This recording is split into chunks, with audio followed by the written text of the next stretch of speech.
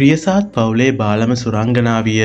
ඒ කියන්නේ ලංකාවෙම ආදරය දිනාගත්තු අතිදක්ෂ සුන්දර රංගන ශිල්පිනී ශනුද්ද ප්‍රියසාත් ගැන මේ දවස්වල සමාජ මාධ්‍යවල නිතරම වගේ කතා වෙනවා.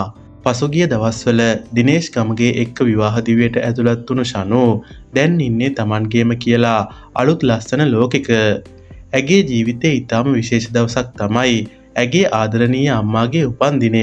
හැමදාම අම්මා ළඟට වෙලා උපන්දින සුබ පැතුම් එකතු කරපු ශනුට මේ පාර විවාහයෙන් පස්සේ Tamanගේම නිවසක ඉන්න නිසා ඒ අවස්ථාව මගහැරලා තිබුණා.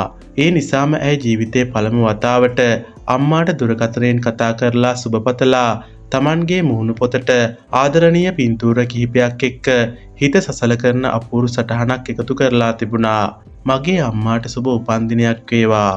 ජීවිතේ පළමු වතාවට තමයි මට ඔයාට කෝල් එකක් දීලා සුබපතන්න සිද්ධ වුණේ. මොකද මම දැන් ගෙදරින් ඈත ඉන්න නිසා මම හැමදාම දෙවියන්ගෙන් ප්‍රාර්ථනා කරන්නේ ඔයාටයි තාත්තටයි හොඳ සෞඛ්‍යයක් සහ මනසේ සාමය විතරයි.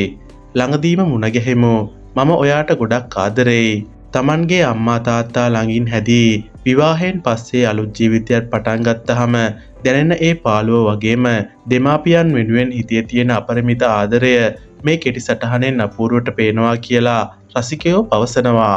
මේ සටහන අන්තර්ජාලයට එක්වීමත් සමගම ප්‍රියසාත් පවුලේ රසිකයින් දහස් ගණනක් ශනුගේ අම්මාට උපන්දිනය වෙනුවෙන් සුබපතලා ආශිර්වාද කරලා තිබුණා. මෙවැනි තොරතුරු දිනපතා දැනගන්න අපිව සබ්ස්ක්‍රයිබ් කරන්න.